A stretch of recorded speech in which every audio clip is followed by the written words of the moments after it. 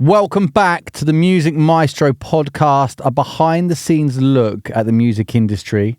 Today, we have an industry innovator who is the co-founder of HE.SHE.THEY, an international record label and event series that champions diversity and inclusion, and The Weird and the Wonderful, a talent management company representing top artists and DJs. Please welcome the multi-talented Stephen Brains. Hello. That is an intro, isn't it? It was. Do you know what? You talk so much louder when you're doing the podcast that it surprised me. Really? Yeah. I do boom. But so do you, do you not? I do. Look how far the mic is away from you, and it's picking it up. But I'm very loud and I'm very Geordie. And when I get into this, I get really, really loud. So I have to like... Okay, that makes sense. Okay, fine. One of the first things I did when I was preparing for this, and I didn't do much, was go onto your Instagram. Your job titles, there's a few of them. Yeah. Co-founder. The Weird and the Wonderful, HE.SHE.THEY. Promoter /booker /manager /label boss /consultant /pundit /drag queen. Yes. All with different degrees of success. Okay. There's a lot going on there. You wear a lot of hats. I'm just very ADHD, so I get bored easily. Okay. And we'll get on to Sandra Spitz, your alter... Spitz. So, it's Sandra Spitz, and her married name was Sandra Swallows.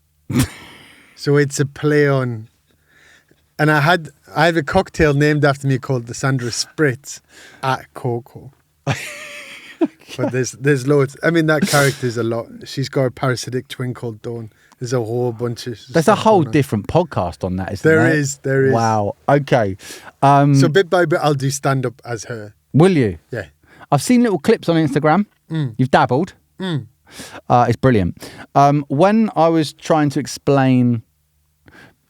A lot of people know who you are. Is that right or wrong in the music industry? Well, because I'm a slag. No, I'm joking. I'm not. I've been in a monogamous relationship for 8 years. Don't worry. No.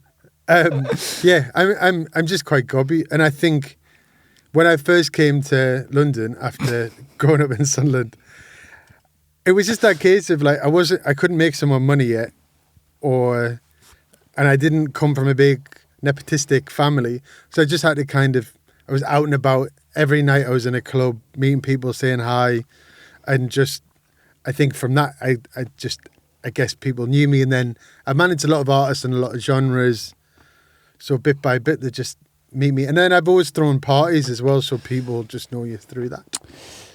My point was... What was your point? Is that when I was trying to... Put it back on track. Okay, so Steve, a lot of people know who you are. Nikesh and Sophie don't. So I had to... How dare you? That's fine, though. So I had to... I want to storm out of this interview. I had to describe you to them. How did you describe me? Mad as a box of frogs. Fair. Do you think that is a fair review? No, that's nice. But whilst I think... You could have been a lot less kind. Yeah, but whilst I think that is the case, what I also found out is you're a genius. Yeah. An absolute genius. A roly-poly genius. You've got a first-class honours degree in psychology. Distinction at Masters. And you finished my sentence for me. That's serious. Because I've done the uni thing and I've done pretty badly at it, but you've come out with first class and a master's. And I turned down doing my PhD as well. Because I was going to be Dr. Brains. Already being called Mr. Brains the psychologist was a lot. But at the time, back in the straight years, I was waiting for my girlfriend to finish her degree, and I thought, oh, fuck it, I'll just do a master's. And then I got offered the PhD, but then I wanted to try and work in music. So the master's was more of a fallback in case the thing I wanted to do didn't work. Can I ask though? But I reckon I'll do a PhD one day. Just really? Yeah. Come on. In my retirement. How old are you now? 42. Okay. And you think there's still scope to do it? Yeah. That's brilliant. It's just like an academic 3 years researchy thing. So this is Northumbria university that you got all of this? I did get into Durham, in Okay. fairness, which my family always makes me say. Okay. But so we actually have a mutual employer that we both work for ministry. So I'd worked for KE.SHE when I was like 17 doing club nights.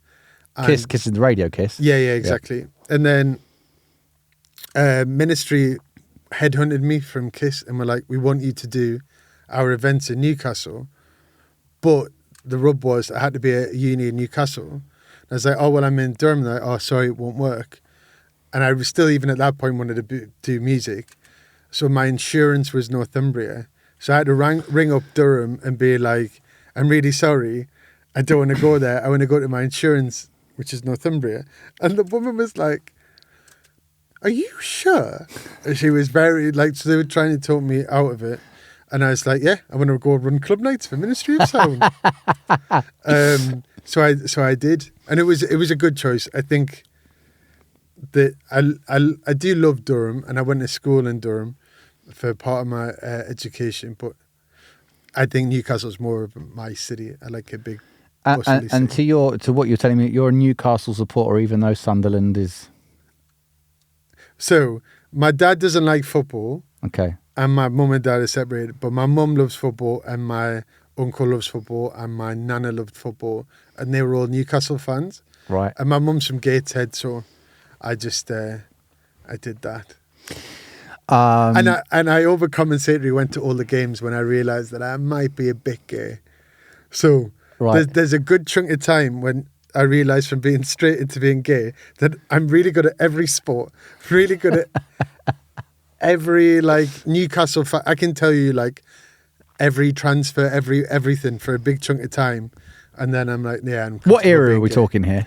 That was when like Faustino Asprilla. Oh wow! And Rubber Rubber Will Legs. Fox, Philippe Albert. Yeah, okay. Pavel Cernacek in goal. That Yeah, kind of Ginola. stuff.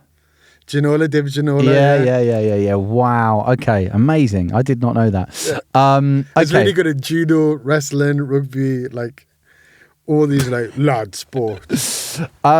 So there is a lot to talk about with HE.SHE.THEY because one, it's an incredible brand and doing a lot of great things. I think obviously what you've got going on at Amnesia, there's the Radio 1 dance thing as well, which is amazing.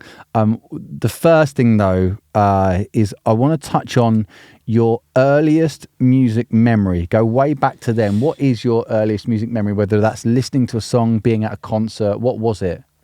Well, the first records I ever bought was ABBA Gold and Shaman Wow. Boss Drum, which is probably is like, I didn't realise, but I'm like, it's that slightly campy side of me and the like in dance music side. And I was really young then. I was about 9 or 10. Right. But the earliest memory I can ever remember is my mum was really into music, and she had this album called Never Forever by HE.SHE.THEY.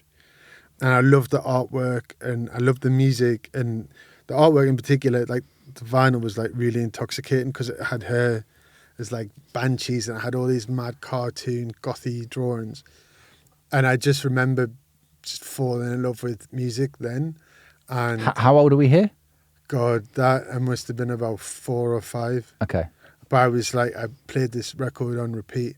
And then years later when HE.SHE.THEY did our tour, I actually managed to take my mum, and I paid a lot of money for the tickets, but I sat next to like Chrissy Hind and Bjorg was in the row in front of us. So me and my mum having that full circle moment of sitting there and yeah, just with all these people. I think Annie Lennox was in the crowd as well, just watching HE.SHE.THEY, and it was like, oh, this is that wonderful full circle moment of everything. But I definitely owe my mum's love of music to getting me into music. Favorite HE.SHE.THEY song? Oh God, it's probably the song called, it's not off that album, it's a song called Houdini, which is all about Houdini and Houdini's wife, I guess. So his wife used to kiss him to pass the key to his lips. And there's this one time where, I don't know if it's imagined or it's real, but in the song, she kisses him and she hasn't passed the key.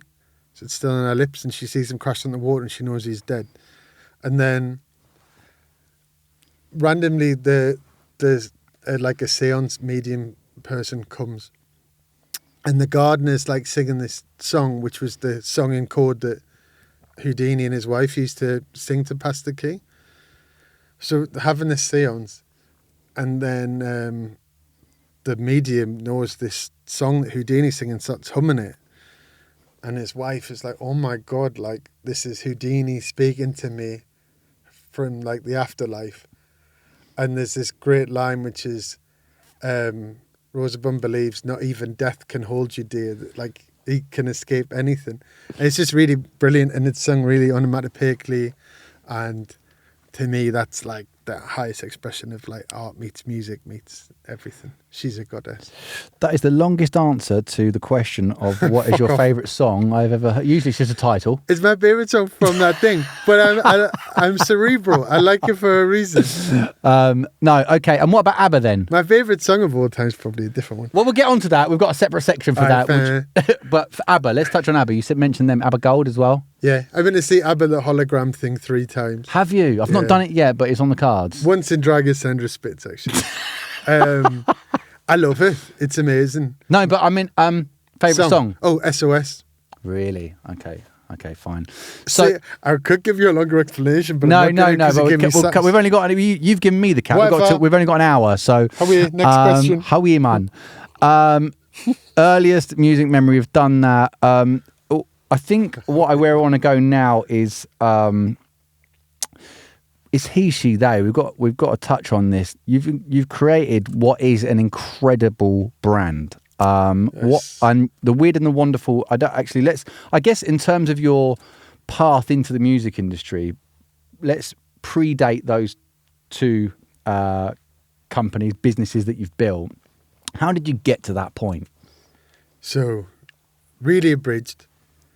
First job in the music industry was podium dancing in Ibiza, and then I put my hand when I was 16 on a lad's holiday. I'd cut my hair short. I was randomly laughing at this guy who'd hollowed out a cantaloupe with his cock at Manumission. Claire from Manumission was like, "You wouldn't do that, like get up on stage and dance." Me and my friend did. We stayed up in Ibiza. All these other things happened, and at the same time, at Glastonbury that year, the BBC van ran over my tent and I got work experience at the BBC. So I started being a music journalist and then running club nights. And then I started scouting for Michael Morley, who signed MIA, Daft Punk, Knit and Sony, Vampire Weekend and a whole bunch of things. And then when I got to the age of 21, he's like, we don't have the money to give you a job. He's like, but I really do like that band that you brought me. Why don't you manage them? I'll sign them. And then you've got a job in music as a manager. So I did that. And then I joined Crown Talent, which at the time was Ellie Goulding, Jessie J, Sugar Babes, and things like that. And I was like the guy who had the kind of grime acts. I had wearing my Rolex.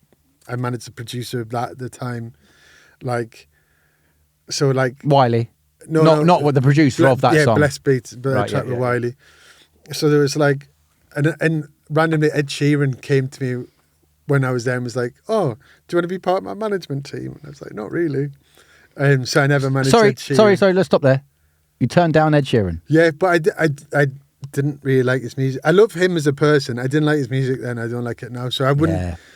Ultimately, you can't manage someone well if you don't like the music, I don't think. Or someone like me with my personality, I'm either all in it or not. So I managed my Jane Coles for 15 years, who had done amazing stuff, but at the time it was like, oh, here's this half Asian, queer, female DJ.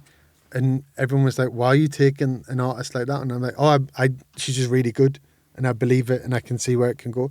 So I don't think Ed Sheeran's manager could have managed Maya to where she got to, and I don't think I would have managed Ed Sheeran to where he got to. Yeah. So just everything is about what your strengths are. But then over that time, I also managed like Tricky there, and at Crown. So I managed Tricky when there's just been Glastonbury, but I managed Tricky when he was on stage with her and Beyonce and he didn't sing. So that was interesting. She said "Why I Man" to me in Geordie, because Beyonce's head of wardrobe is from Gateshead, or was. Right, okay. So she's like, I know Jodie. And also, there's a really cute thing about Beyonce, who was really nice to me. She once gave me a chair because I looked tired.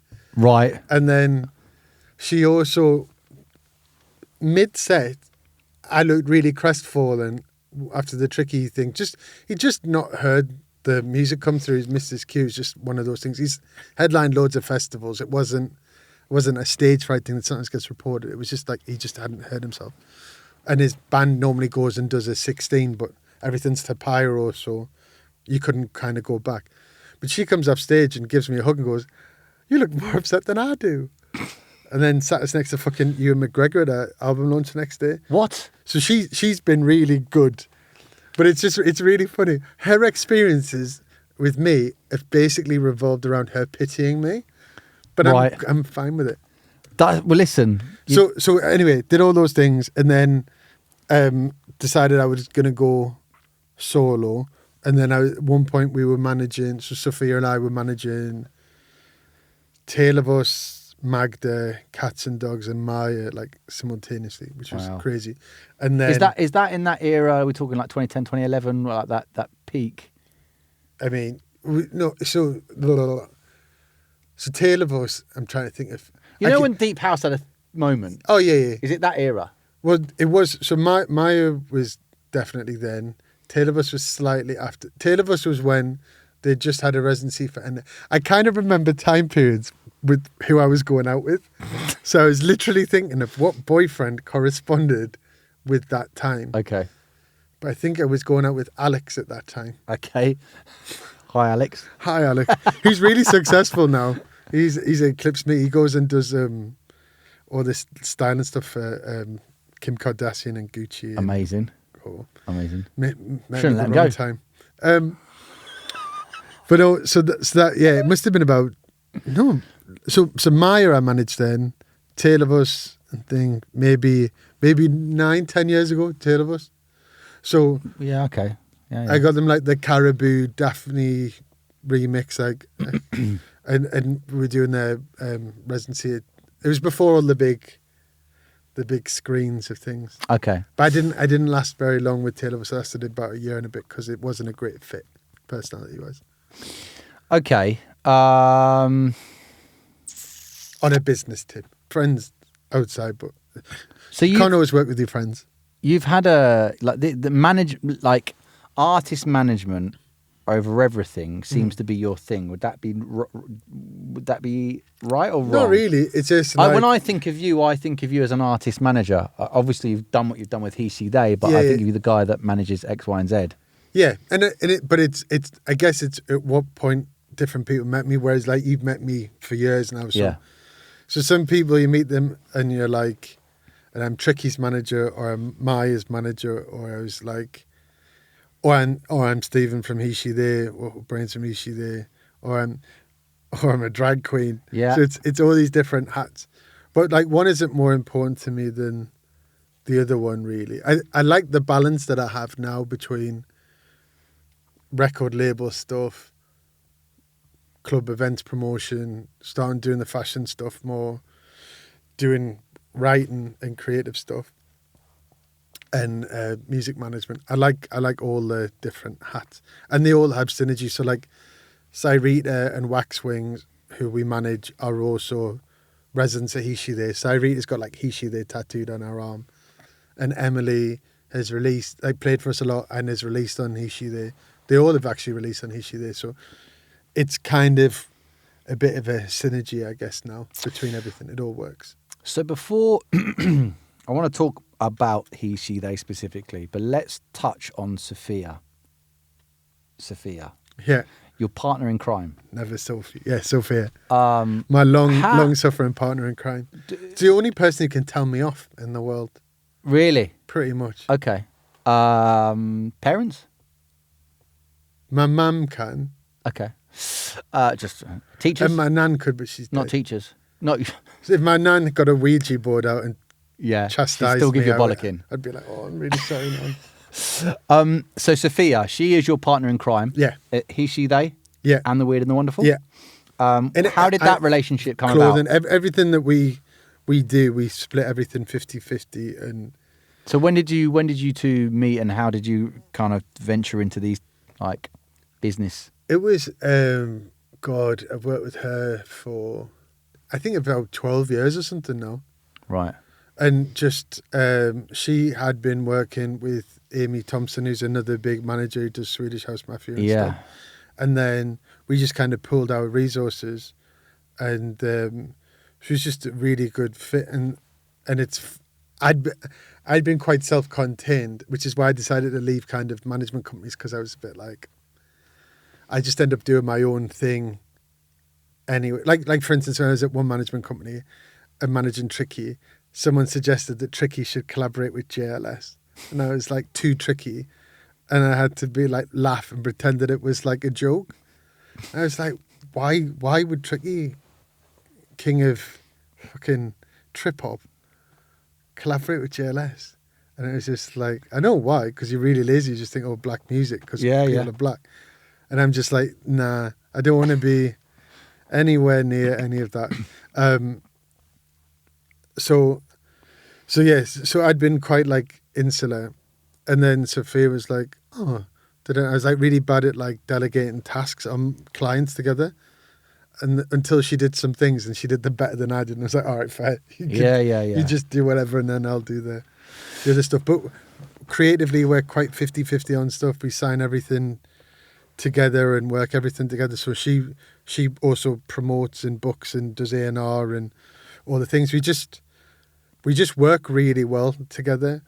And Power couple. Yeah, and she pulls me one way and I pull her the other way. I can be a bit more like, yeah, let's do it. And she's like, have we actually thought about this? Yeah. So she's good. But then also sometimes more now she goes off on an idea, and then I'm like, all right, cool, let's make it work. So it's a good foil. I think if there was two Sophias or two Brains's, it wouldn't have been able to build in the way it's built. Okay, so mutually beneficial. Yeah. He, she, they, the weird and the wonderful. Explain. We always joke that we've got the same morals and the same immorals. Okay, that's good. Yeah, I think so. Like if people go and get wavy or whatever, like that's fine by us. Like, that's what I mean by immorality, not like stealing. Yeah. So you're both co-founders of He, She, They, and the Weird and the Wonderful. Is that correct? Yeah, we own both. Which came first? Weird and Wonderful, the management company, and then we kept being on loads of panels all the time, and people going like, How were you getting those opportunities? Just, everybody knows us. That. Yeah, okay, I did say. Yeah, you did say. And then and also just there's that thing of like for panels, and not to knock like straight white guys, but most panels are full of straight white guys. And I was just like, no man, I want to hear like a working class voice there. I want to hear a queer voice up there. So I'd push myself forward, and then I'd push Sophia to do more, because it's more my thing, public speaking, like typically, than hers. She's really good at it and is now taking way more opportunities. But I'm like, if you don't sit there, you can't be pissed off that someone else sits there in the place. So you have to just force yourself to do it. And then when other women and other people see you, or other queer people see me, or different things, then they'll realise that they can hold space and take that space themselves. So we kept being on these panels all around the world, just saying like, it's really shit that things aren't diverse. And then at one point we just sat down and we're like, who are we waiting for to make these things diverse? Who are we complaining to? Because it's within our power to do it. So we should use our privilege that we have in this kind of positive way, because we'd made a lot of people around the world a lot of money. So we had their ear. And we were also quite unique in that we're a business owned by a queer guy and a woman, which actually is weirdly oddly like an outlier in the music industry. Yeah. And especially on like an international scale. So we just started running parties, and we also started this clothing business that we wanted to do at the same time. We're like, He, She, They. It encapsulates that it's for men, women, trans and non-binary people, and it's a party for all races, all genders, all sexualities to come together. Because for me, as much as like I said, like straight white guys, you can be a straight white man and be working class or have all these other different barriers to getting on in music or different things. And like, for instance, my experience of first going to queer clubs was always with straight friends because I didn't know queer people. Right. So that the importance of like allyship, and also not to create a them and us situation, which I think doesn't help. Mm. I want everyone to kind of come together, because as I just remarked there, like my friendship group, as is Sophia's, is really mixed. So sometimes I'd feel like I'd have to go to a club and like a gay club, and my friends are having to be like, it's not really a space designed for them. And sometimes I'd be in more straight clubs, which wasn't really a space designed for me. And as a bisexual person, why should I have to hide either identity at one time or whatever? And I kind of wanted to create a space where nobody has to be an ally. They just can be. Mm-hmm. And my best friend is a straight Iranian guy. Not that I fucking walk around with like identity politics bubbles around everyone's head like The Sims, but just for the case of talking about it in this context, like both of us should be allowed to be in that space just as much and take up as much room and as much space. So we wanted to do that, and then the big thing is like it's still about equality, diversity, inclusion, and good music. So we wanted to change the lineups for being typically like straight white guys. There's loads of straight white guys play for us, like Ben Clock, Fiac, Eats Everything, Ewan McVicker, Patrick Toppin, and also working out a date at the moment. But it's just like also those guys get bored of just playing lineups with people who just look themselves and the crowd looks like them. Yeah. So if you go in and just mix up things so that like there's a really talented black female DJ, really talented Mexican non-binary DJ, and there's a straight white guy, for instance, on a lineup. As long as it musically hangs together and makes sense, what you find is that the crowd looks different, because, and same with our dancers, are of all different body shapes and sizes, races, genders, sexualities. So that if you're at a HE.SHE.THEY event, rather than just being like allowed in a space, which most people are allowed in most spaces, it's different if you can look up and see that like, there's black and brown people and white people, and there's men and there's women and there's trans people and there's bigger body people and smaller body people. That on at least one criterion on somebody there, if not several, or if not even someone who's like really resembles you, not one group holds the entire power in that space. And that's the same in straight clubs as in gay clubs, that you have like straight white guys dominating like non-queer clubs, with like, say in Ibiza, where a lot of the dancers are like quite thin women, often white. And it's like, that's fine, that's one vision of beauty. And we have dancers like that, but we just have other types of dancers as well. And if you go to a gay club, it tends to be white gay guys DJing, and all the men have six packs. But my boyfriend's fucking 18 stone, like I'm 16 stone. Like beauty is different for different people, so I wanted to have that range of different things.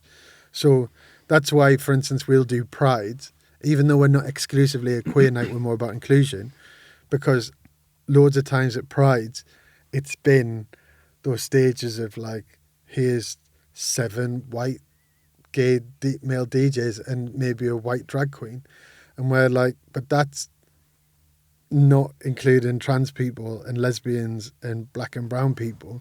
And some of those same people that we work on, they're like, I don't see why is there a black pride, or why is there a trans pride? It's like, because you've othered them from normal pride. So it's just mixing stuff up, really, and always booking talent first. Like, nobody needs to hear like a shit trans DJ on a lineup or a shit anybody DJ lineup. But I think that would make it regressive. But everybody who we have play for us are really fucking impeccable. So no one can come and be like, oh, you're just booked because you're this. It's like, no, they're talented. We're just making sure that there's spaces for it. And with that first onslaught, making sure that we get people who have maybe who are really talented but haven't been given opportunities to just get on a foot on the ladder. And then it's up to them what they do with it and how they do it. But like, there's an artist called HE.SHE.THEY, for instance, who we signed to the record label, and also started putting like first on in some HE.SHE.THEYs. Just went and played like Radio 1 one big weekend, and like they're starting to play all across London and in different places in Europe. And they didn't really have like an imprint on like Spotify before us. Now they've got like one song that's like 500,000 on there. Yeah. And it's just like, they were always talented, they just weren't given a chance. So it's just creating those ecosystems. So when we have like, for instance, Ben Clock comes DJ for us, or Fiac, or different people like that, bless them, they've always played for less than their market value to make sure that we can like have different, like more stacked lineups of dancers and more different types of artists on there, because the financial risk is lower. Yeah. And not like, you need to build up these other people so that they have a ticket value. Ultimately, it sounds like what you've got with HE.SHE.THEY, and it is such an incredible brand that actually feels like it was way ahead of the curve, because which is weird, because it's a really basic fucking concept. Just get loads of talented people who are different to go play a night. But the premise, and I'm going to ask you this question, but it feels like the overarching premise is everyone's invited. Right, but what would you deem your kind of when you came up with this concept? What was your mission? Just to make a party that all of our friends would want to go to, like literally that.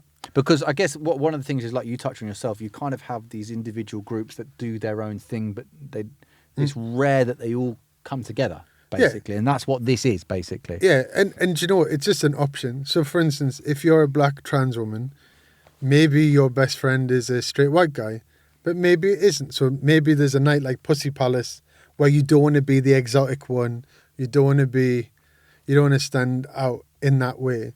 Then it's nice to go to a night that's more designed and catered for you. But what I want to make sure is that there's people have options, and that they're like, going to Pussy Palace or going to HE.SHE.THEY gives someone two different options of two different nights, rather than, oh, well, you've got Pussy Palace, and so that's you dealt with, and we don't need to think of including you in other bigger spaces, because otherwise Pussy Palace stops being just an option and becomes a ghetto, which I don't want. And Pussy Palace is an incredible, I'm using that as a case in point, because Nadine and her night is incredible. We've learned a whole bunch of stuff from that night.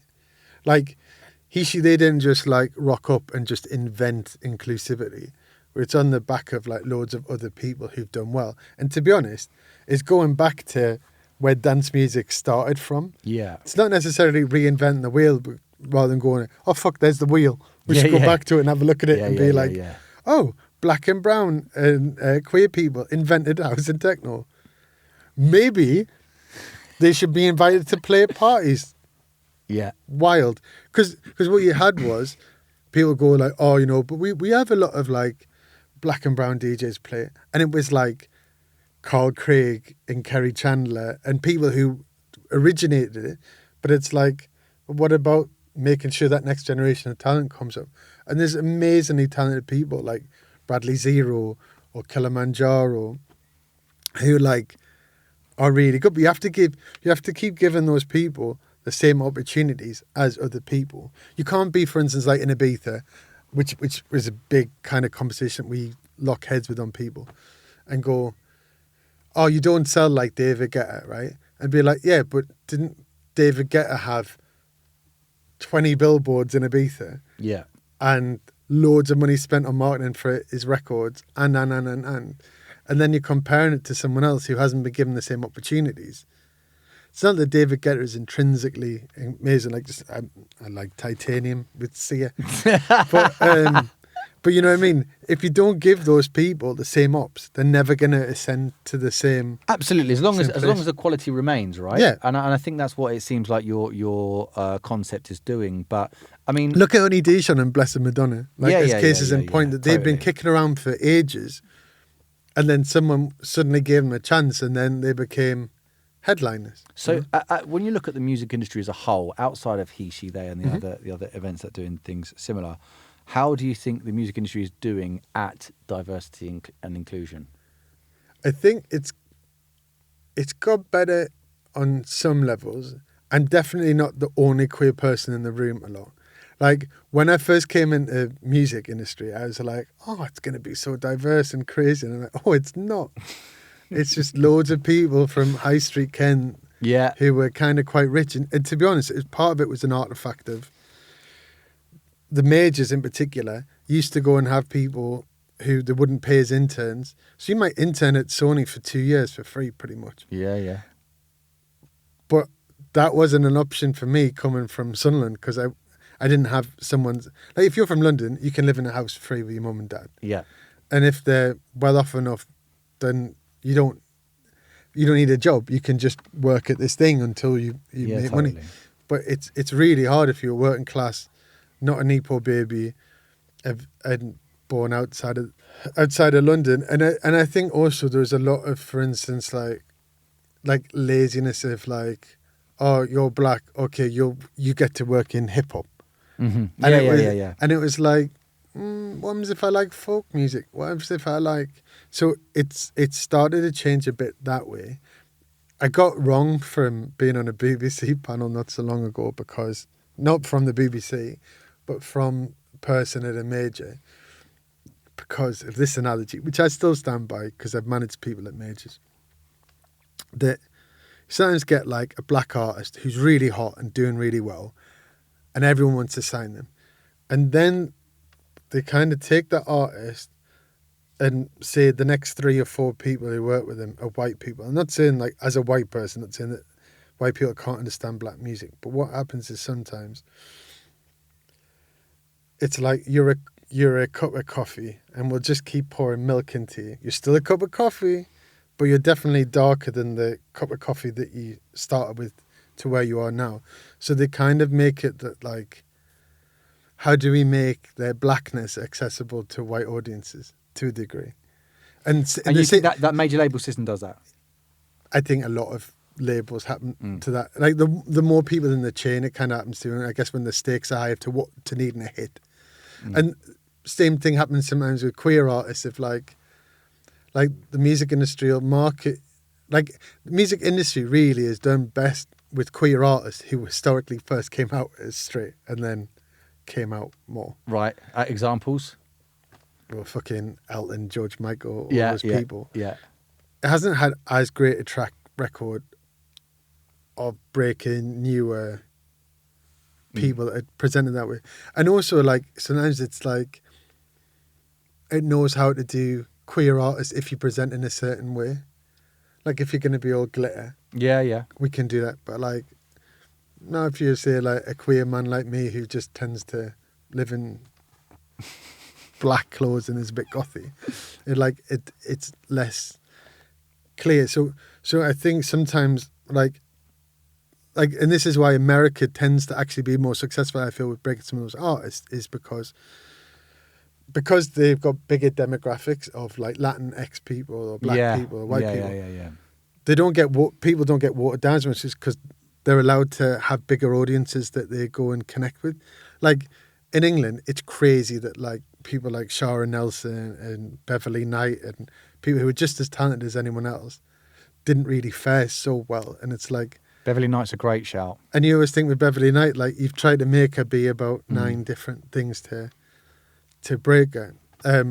Or like Estelle, like we've had the talent, like Steph London, we've had the talent. Yeah. But I feel that, like, maybe if they'd been born in America, they would have been bigger talents than they were. And so for instance, like, in the way that, like, say if you're, like, a woman in the music industry, you tend to go and, like, your A&R has historically tended to be male. Not always now, but, like, big tendency. Yeah. Your producer's male. So, like, as a woman, you stop losing what you can talk about, or in certain ways, or you don't maybe feel the same openness. So, like, managing Maya, having her team as like Maya pretty much self-A&R, sometimes she'd be like, oh, who did you want to have on this backing track, and we'll go and help like idea it. But she has those like quite idiosyncratic records which sound like my records.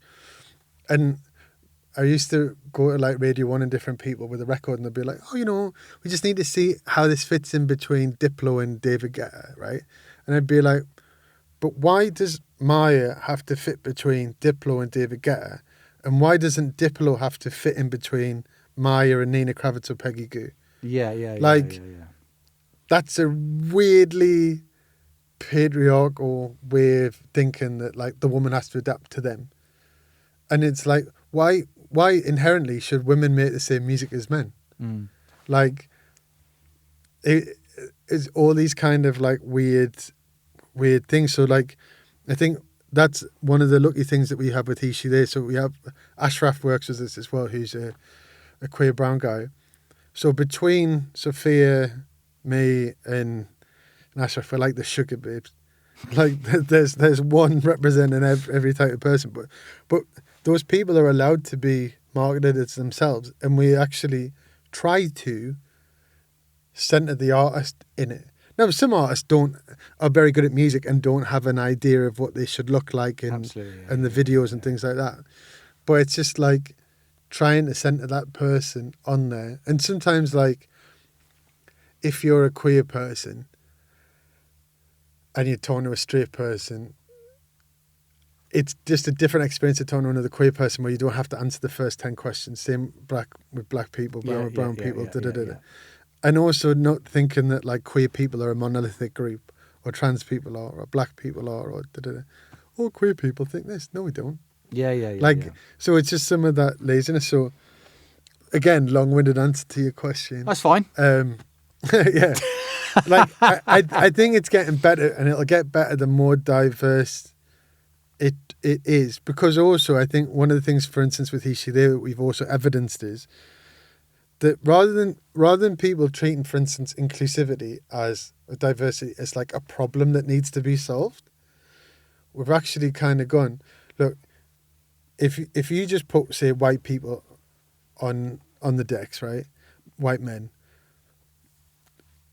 the audience is white male because you've designed it that way. But actually, you've got this part of the pie chart that you're pushing to this part of the pie chart.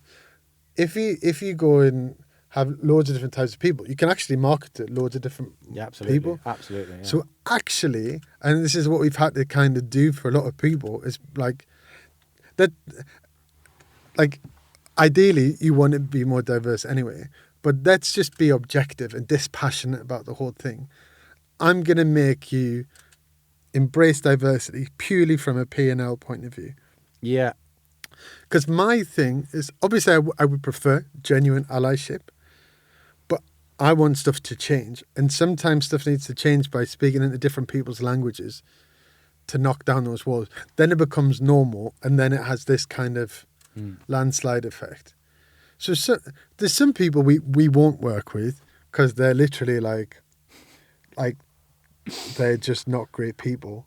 And you can just tell when they're like, oh, we want to have this diverse night. Like, all right, cool. And we like present like a list of like 20 names, and they'll just be like, oh, we just won't eat everything in New McVicar. And you're like, I don't really get where you're going with that. Maybe like you and McVicar and Sally C and Salute or something. No. Eat everything in New McVicar. And you're like, this isn't going to work. Or they just wanted to have like Maya every time. Can you just book 3 Honey Dijon gigs? Yeah.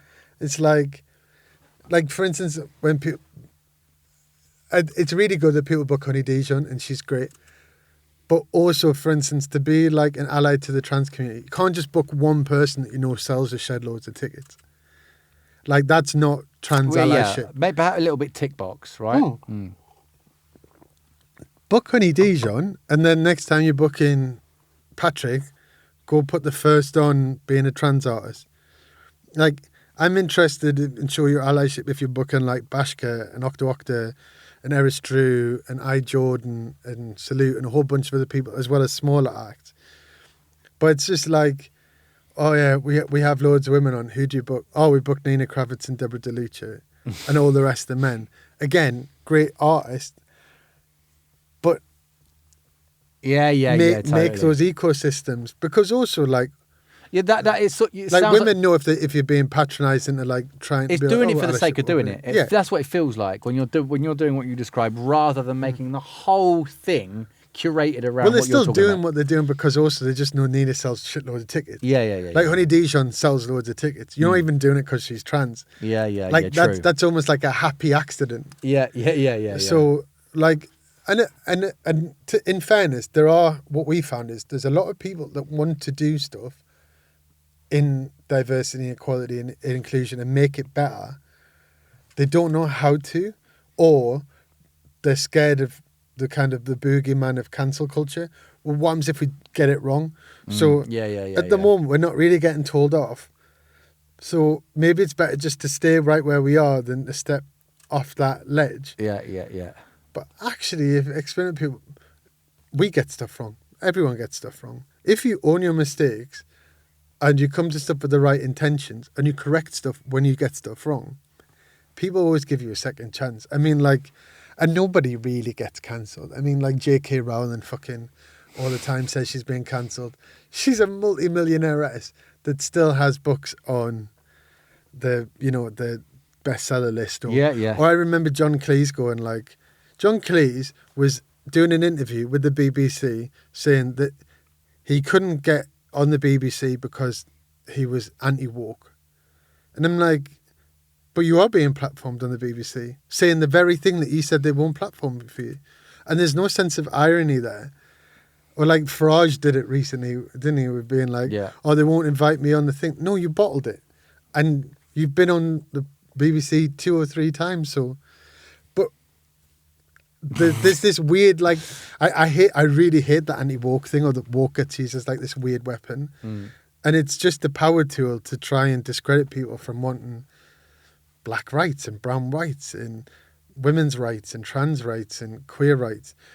I find it really, really weird that people get scared of equality. And then I'm always reminded of, there's that image, I think it's like Rupert Murdoch, and there's a guy who's a builder and there's an immigrant, and Murdoch's got all these cookies, or person who looks allegedly like Murdoch has all these cookies, and he's whispering to the builder guy, who's got one cookie, that immigrant wants your cookie, even though he's got like 100. And it's powerful. It's that. It's just like, how can we divide and conquer? And it's not like I'm a massive believer in conspiracies, but I don't think that's a conspiracy. I think that one's in plain sight. One thing I do want to talk about is your occupational psychology master's degree. You got the psychology degree first class before that. Why did you study that? So I studied it as a fallback for if music didn't work out. I actually wanted to be a wrestler in the WWE. Yeah. That was literally my number one, wanted to be it. And then I hurt my shoulder, and then it was like, that's not gonna pan out. So that's a little bit like me saying I hurt my knee and that's why I'm not a footballer. No, but like I was training to do wrestling and stuff, and I still go to all the pay-per-views and like watch WWF a lot, or WWE. Sorry. Favorite wrestler of all time, Undertaker, probably because he's a guy. I've got to be. Or Yokozuna. I've got to be. It's I'm obvious. I'm Hulk Hogan. Oh, you see, Hulk Hogan ended up being a piece of shit. That's the problem. But people would say that about Michael Jackson, but he's my favourite artist. So, in terms of psychology, this was your fallback. But what occurred to me is actually, in terms of your understanding of that, you go into talent management and actually managing teams. So surely that sort of works within that, because when you're, I mean, what people don't know is let's say Mary Jane Coles is your most notable artist as a manager. Yes? Yeah, it's the longest term relationship. It's 15 years. Huge, and I think whilst I'm not saying all artists like that artist management thing is full on, right? And I don't think many people really understand that, including myself. I mean, she's like my sister, Which like, is great, where- but I guess if you take that away and talk about like the artist manager relationship, it can be full on. It's not just a full-time job. It's your life. It can take over. It's really expensive. Did something like that sort of play into how you can kind of manage artists and their temperaments? And it does work two ways, but Yeah, I mean, I think a lot of people are good psychologists without studying the background of it. were you? I think so. Do you know what? I had a crazy upbringing, and I think that made me meet a lot of different personality types. So like, my mum had like quite a crazy boyfriend at one point that we lived with, who, like, for instance, didn't believe in tables, and we weren't allowed to sit on the couch. So having to live with this mad narcissist that was like literally bonkers, I think really changed my mindset of how to deal with very, very difficult people. And that's a very tip of the iceberg comment about him. And then my sister had not done well at school. So then I got an assisted place and scholarships to go to a really posh school.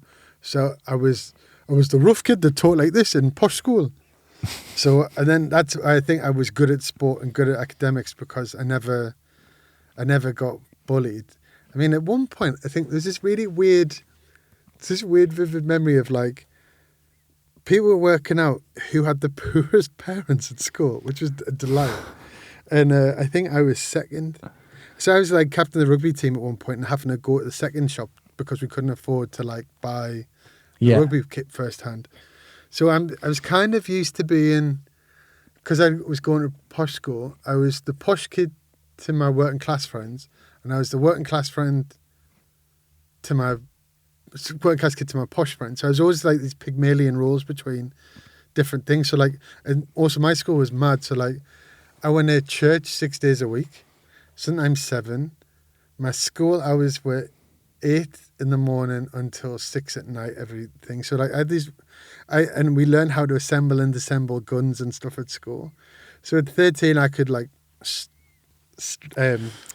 fucking disassemble a gun and reassemble one really quickly. So I had like all these weird things of like, oh, I don't quite fit into anywhere. And then even like the bisexual thing, I used to be a goth that went on the sunbed.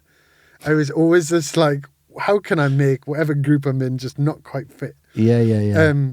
So I think that makes you like a good psychologist of people, and just being yourself as well. I think like best way to be good with artists is just to let people be themselves. And also I ended up finding out there's certain artists I wanted to work with and certain artists I didn't want to work with temperament wise as well. What, as in having been their manager, realizing it wasn't working? Yeah, like I'm not good as a manager if you don't say please and thank you to me. Like, and I'm always courteous to people, and I find that kind of like rudeness or taken for grantedness really jarring. Yeah.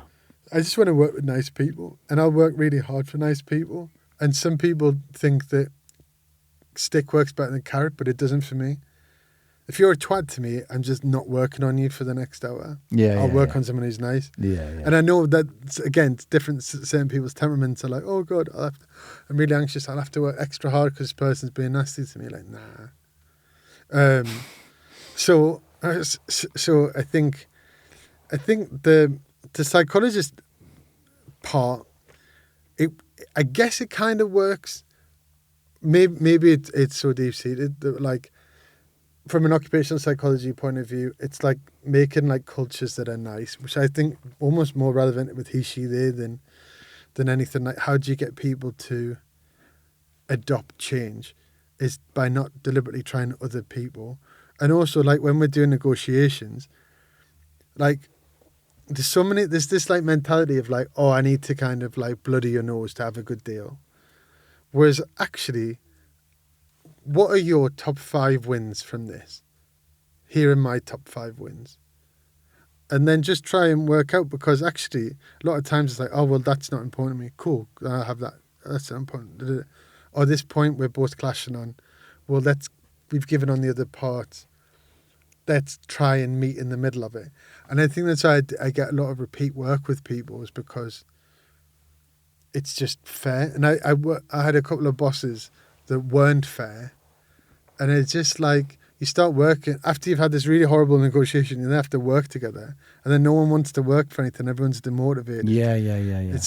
It's not good juju. So I think that helped a lot. Also, I was an occupational psychologist, and I did things like culture change on prison service in Australia, and I worked for the Human Fertilisation and Embryological Authority, do with IVF clinics and things, and worked for the Healthcare Commission and a few other places, because my course leader had been the occupational psychologist for BT and for Procter & Gamble and stuff, so I was really lucky that I got like a lot of breaks. So it was fun.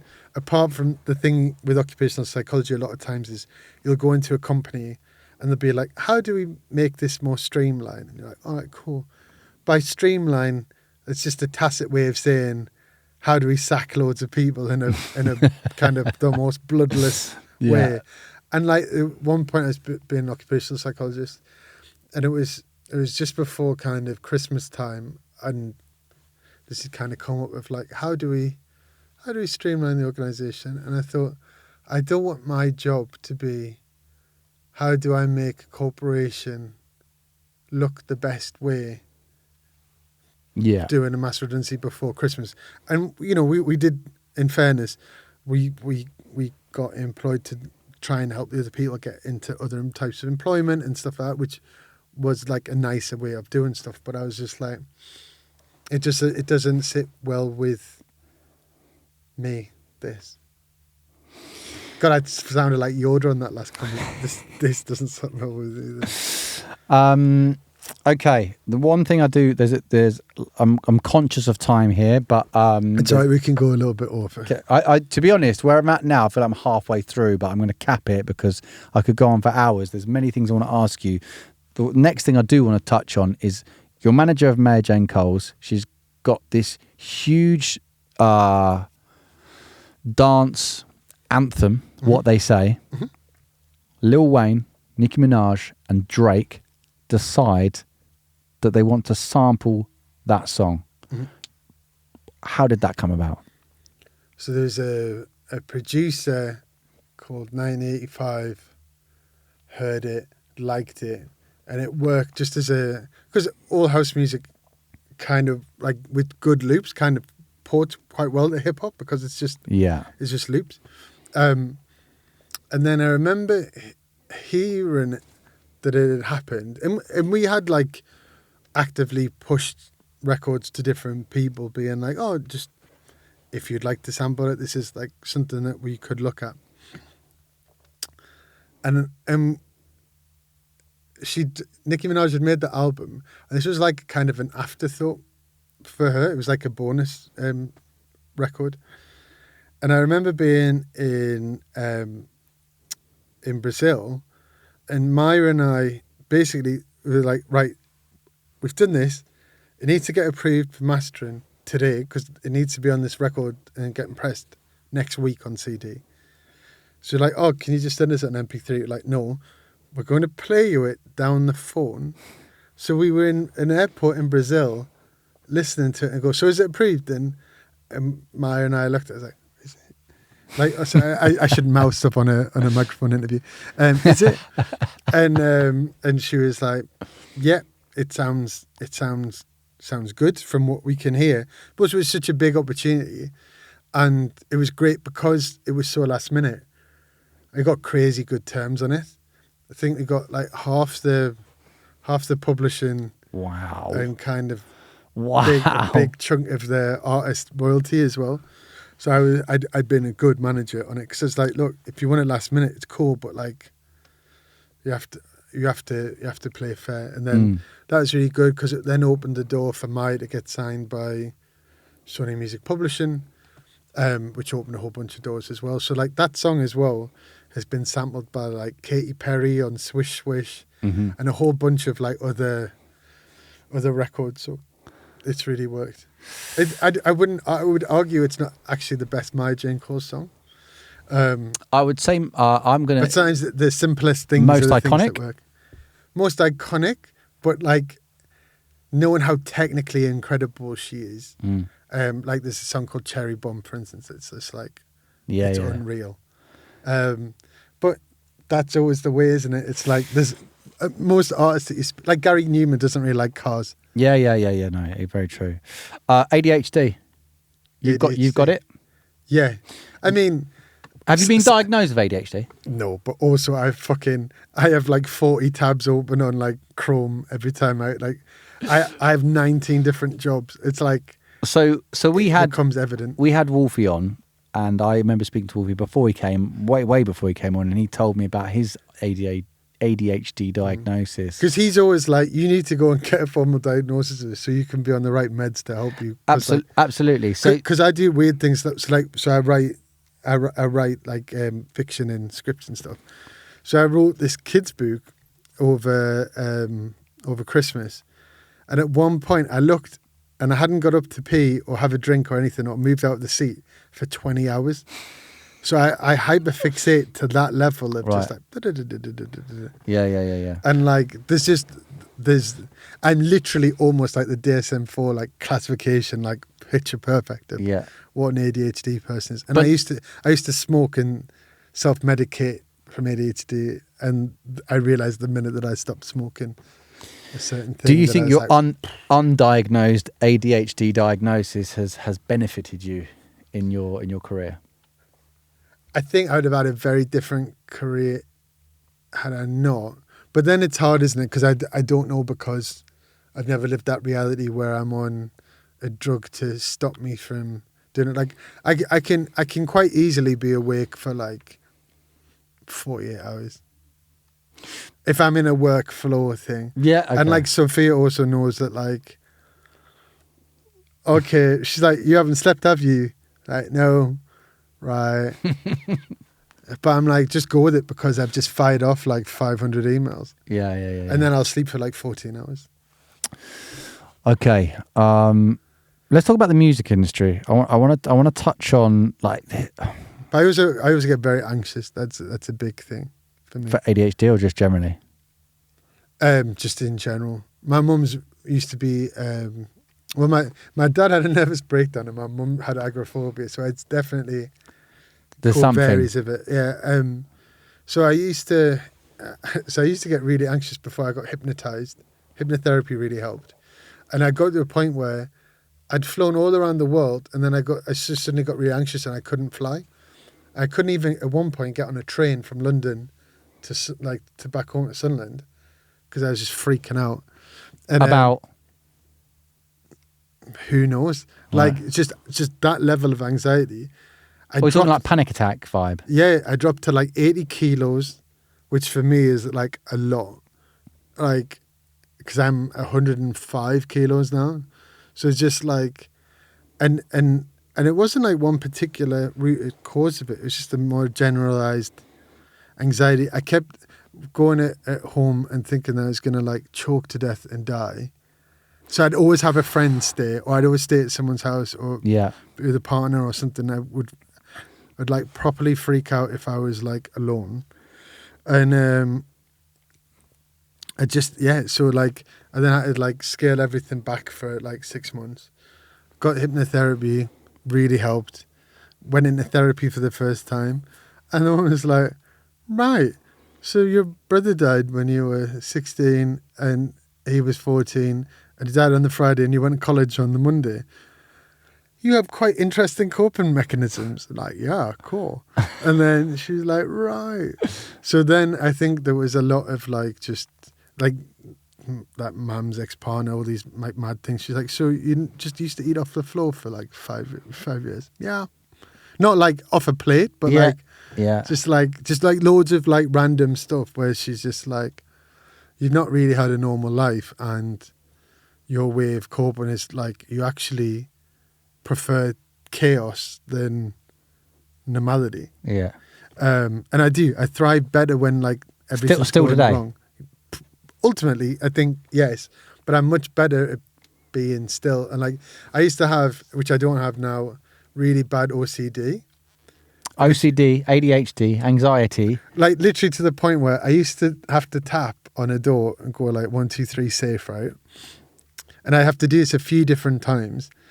And then if I said 1, 2, 3, and if I did it that behavior again, I'd have to be like, if I touch the door again, my nan will die. So I can't. So I had to use one OCD tactic to combat the other OCD. Then my nan randomly died, and I was like, who am I going to wish dead now? Like if this doesn't happen, not that I wish my nan dead, but like, you know what I mean? Like as in like, I was like, this is crazy. I have to address it. But I'd like, or I'd get on I started having to film myself turning off the oven because I wasn't sure if it was off. And if I thought that it might not be, I'd catastrophize that everything was going to get burnt down. So I'd come back.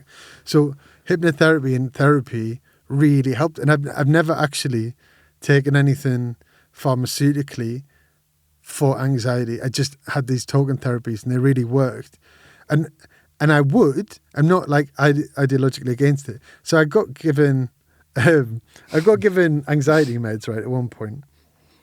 And then I wouldn't take them because they were like, oh, when you get really anxious, take this. But when I was really anxious, I was like, I don't want to feel woozy. So I would. What have they done to them? No, not like in a madness state, but just like I don't want to take anything that alters my mental state.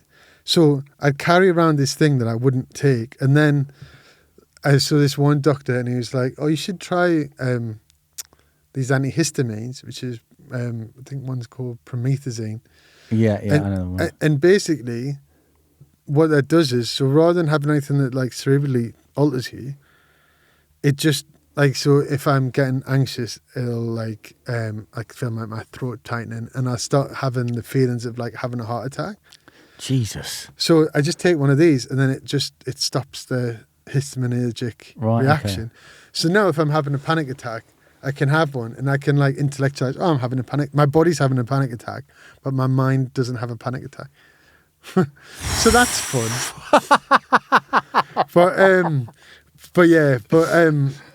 Okay. But now, so we'll talk with things have helped. This started with ADHD.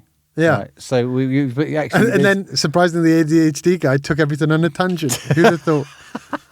So there's anxiety there as well that you've had to deal with. Yeah, but a lot of these things co-vary. Yeah. So people who've got and ADHD have a more likely propensity to have OCD or have anxiety, because most mental kind of illnesses or neurodivergence or however you want to characterize it have overlap. Yeah. So it's a blend of all those. It's perfect. But being anxious, for instance, right, and catastrophizing, I harness that in like. So we're doing this thing. What are all the ways it could go wrong? So very little of our work goes wrong because I've already seen ahead the 30 different ways that this could go south, and then made sure that it doesn't. Yeah. So this is why, just because you may present with something that is seen as a problem, it generally can be a superpower if you know how to harness it correctly. Yeah. Okay. So that was sort of going back to the original question. Then is how, like when we were talking to Wolfie, he kind of felt that it is a superpower if you can manage it. Yeah. But I do wonder when people have these things like ADHD, OCD, anxiety, like when working in the music industry is probably the worst home, one of the worst homes for it, right? But you see, I quite like the music industry in that you could be, like I freaked out when I used to have to work 9 to 5. I didn't like that because it was like, oh my God, it's so regimented. Yeah. Because also like, if I work 9 to 5, I'll kind of work 9 to 5. If I'm allowed to work whenever I want to, which is normally from about 11 in the morning to anything to about like 1 a.m., you'll get that out of me. But I hate that feeling of being. Was it control? Control? Maybe it's a rebellion against control, but I just, the way that my brain works is like, I'm not always tired at a certain time. So like, I'll start freaking out that I need to be at that thing for 9 a.m., which will make me not sleep, which will make me not focus, which will make me not. So often, if I've got a meeting at 9 a.m., I'll have not slept and just stayed awake till 9 a.m. Okay, well, where I want to go, well, one of the things, This is the thing: you can still win awards and have manage artists, which you might do. And well, I've won other ones, but You've won other ones. Pride. Yeah, exactly. Yeah. Like one of 3 non-Americans in Billboard's Pride list. So like, that's the thing. I also want to kind of be like, don't be as scared to embrace people's neurodiversity, because it can be amazing. And like, for instance, I'm dyslexic as well. But I use Grammarly as an AI tool that makes my emails great.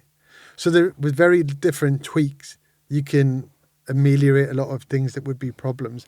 And I like being a representative of someone who is successful and neurodiverse, because it just shows people that like you can crack on. It's like I used to like it being the queer guy or the working class guy, to show that like you can go and be successful at the thing. Maybe you have to work harder or work smarter to do it, but it's possible. When you're looking back at the career that you've had, what would, I mean, and when we spoke about that thing with Major and Coles and the sampling, Pride Billboard Power List. Mm-hmm. One of many power lists. I find it funny, but what do you look back on yourself and think, wow, I can't believe that I achieved X? Do you know what? I never thought I'd manage someone to number 1. That was weird. And to do it with my flatmate on his debut single and beat One Direction. Okay, and so this is KDA? It's KDA. Okay, let's talk about this. So originally he'd signed an instrumental track to Ministry. Mm-hmm. And Ministry were, for intents and purposes, kind of dicking him about on a few things. Mm-hmm. And he's like, well, what do you think about this, and this? I was like, oh, well, I think this, and this. Can you tell them? And I was like, no, because then I'm just like your mad auntie, just being like, yeah. I was like, should I just manage you for this thing? Because it didn't feel like it was going to be a number 1 record at this point. It's just a backing track. All right, cool. And then start getting into it, and then KTB records a top line on it, and then Tiny got added onto it, and then we're like, Tiny Temper. Yeah, Tiny Temper, and then it becomes this massive number 1 record, as I say, that beat One Direction, and then Adele, Hello, knocked it off the next week, and then this is Turn the Music Louder, right? Turn the Music Louder, yeah. Which is actually my favourite thing. My family's like, they actually really love that record, because it's like a thing comes on at Christmas parties. But it leads on to one of my favourite things we actually did, which was, so at Top of the Pops, and I love Top of the Pops, Chris doesn't want to go on because you sing live, but if you're and he's a real musician, the musicians don't perform live. And he's like, what's the point? I'm just going to stand behind like a keyboard or decks and just mimic doing it. He's like, nah, it's not a thing. And I'm like, having a little naughty smoke at this point still, thinking, how do I problem solve? Because I love the lateral thinking of how do I get stuff around, like Tricky's band from Glastonbury, I'll get him on with Beyonce. Yeah. Like mad late night smoking decisions. So one of my friends worked at Top of the Pops, and I was like, Chris, no one's ever seen your face, right? He's like, no. Well, why don't we send a headless cardboard cutout to be at Top of the Pops, and then they can perform live around it, and then you can make a statement about how, well, if you just want me to act like a cardboard cutout, I'll send a cardboard cutout, but we don't lose the Top of the Pops exposure for the record. And my friends is like goth with a really dark sense of humour. She's like, cool, let's do it. If Katie and Tiny are up for it, which they were. And then it was great because it was on like the Christmas, New Year's Top of the Pops. Yeah. And then Fern and I forget who else was presenting it, just talked about how it was the first time that they'd ever seen a cardboard cutout at the Top of the Pops. And it was a great thing for ammunition for interviews afterwards. And we did kind of won that moment. And I felt like that was one of the punkest things that I ever did in music, was that. Yeah. But there's loads of like mad little wins. And to be honest, there's a lot of things that I forget because you're always onto like the the next thing, like even when he had like that number one record, and you're like, oh, everything's going to change, and nothing changed, and it was really weird. We were just really tired because it was just after ADE, and it was almost like anticlimactic. Yeah. But I'd moved to Sunderland to go and have this, manage someone to number one, and I'd done it. And then it was like, oh God, is this it? Is this how it feels a bit hollow? And also you just remove because it's just me and him in the house. Yeah. It's not like loads of showbiz parties or anything. It's just us two in the house fretting over, oh God, where's it going to chart? Is it going to chart in the top 10? Is it going to be, oh my God, it's looking like number one. And it was like a kind of a hair's breadth that it got to number one. And I remember his assistant picking me up and taking me to Ronnie Scott's for a drink with Chris, because I was just like, I'm really done in. And I think it didn't even sink in until a week later that what we'd managed to achieve. But I don't know, like the Billboard thing was cool because I was one of like The Pride Billboard Power List? Is that Power one? List, yeah. So it's like all these big executives from America and then like me and like two other non-Americans, and I felt like I always think that that's amazing that like people in America like what I do or that I matter in some way to them. And now I guess HE.SHE.THEY, it's been interesting having our own thing. And like by the end of the year, we'll have been in 6 continents just this year alone. And we'll have been in 20 plus countries. And we're doing stage takeovers of like Glastonbury and Coachella and have the Ibiza residency. And I mean, like the Ibiza residency was a massive thing because Sophia and I were clubbers. So the idea that we were getting paid to run a night at a club that we'd queued to get into is crazy. Like, and my best friend, Paul Zand, has been with me, since we were like 16, 17, and just seeing, like, been there every step of the way with me. And it's really crazy sometimes seeing it through his eyes. Because he's like, oh, you forget that you would, like, did this, or like, when I first lived in London, I was living in like essentially like a squat. And he's like, I remember when you like didn't have a bed. So it's that. It's an amazing story, to be fair. I guess to end on, because we have been going for ages, even though you gave me the deadline. What's next for Stephen with a V Brains? He says this because he wrote Step In. What did I actually say? You just did I call you a silly little bastard or something? You're kicking off. But I'm used to it now, so it's fine. I just Water for ducks back. What's next? So we're launching the fashion line again, proper, which is really exciting because we've got to be creative, and fashion is a passion of mine, even if I do just all wear black. Yeah. There's so many different shades of black and the way it can be cut. So that I really, really am enjoying writing. So like hopefully the idea is that this kid book gets signed this year and then gets put out, say, next year. There's some scripts that I'm working on, there's one which is kind of quite baby reindeer-ish, I guess. Wow. Which is called Working Title Imperfect Victims, that me and my girlmate are writing, which is about some craziness that happened to us both. And so, yeah, that hopefully becomes something as well. And then just kind of being pushing on and seeing where HE.SHE.THEY can go. Like we've been mainly house and techno, but we did like a stage takeover of like 5,000 people at Download this year, which was more kind of rock and goth. I'd love to do stage takeovers in hip hop and different genres, because it's essentially applying that equality, diversity, inclusion lens on anything and just making it a bit better. I actually wanted to, and I didn't this year largely because I just had mouth surgery.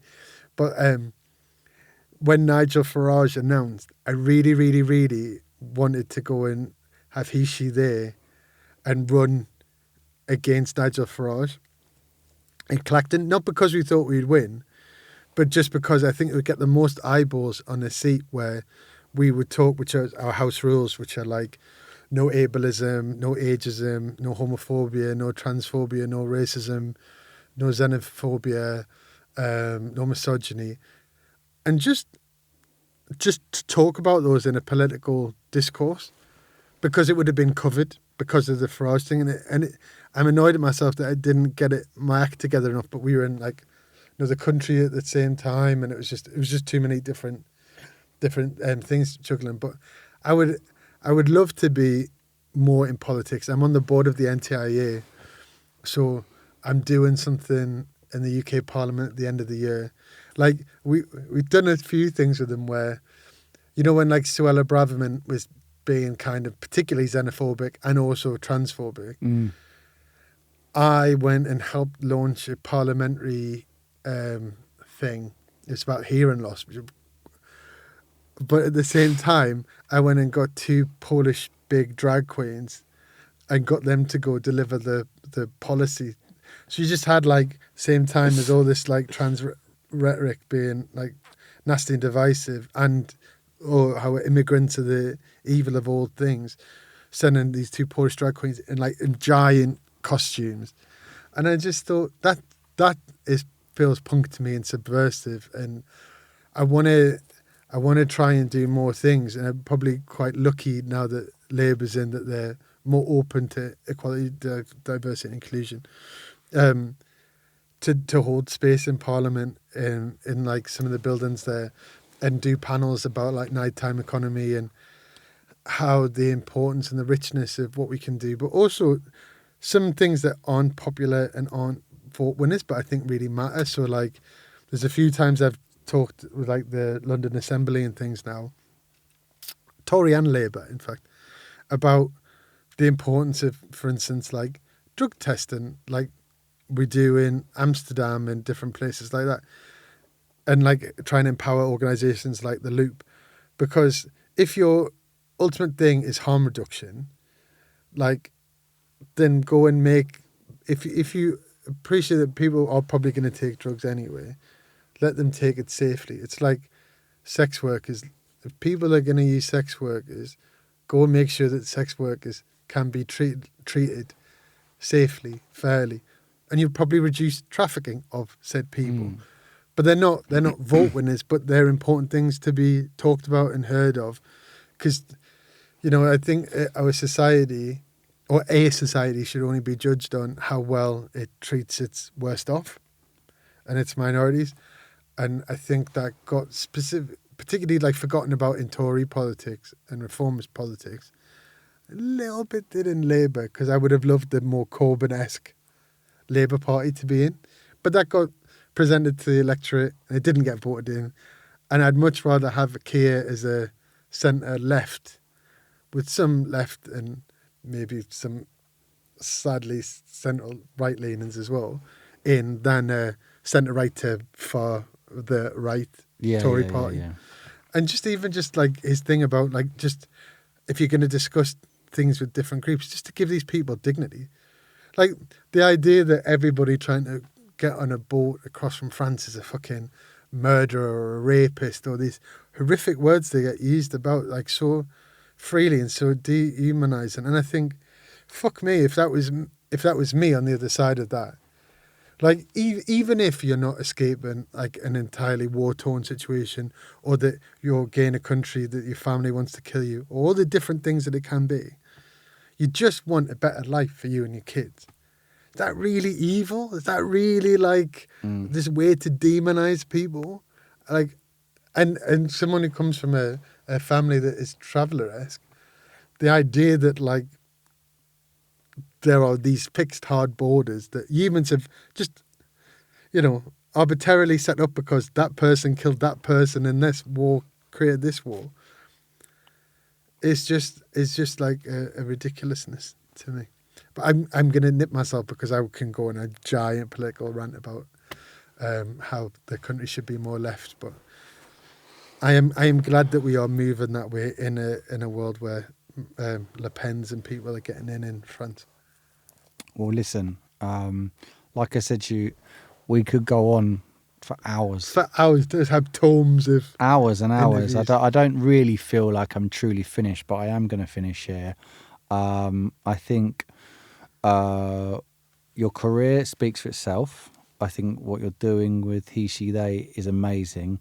But more importantly, from this discussion, I think your moral mission is admirable. Thanks, mate.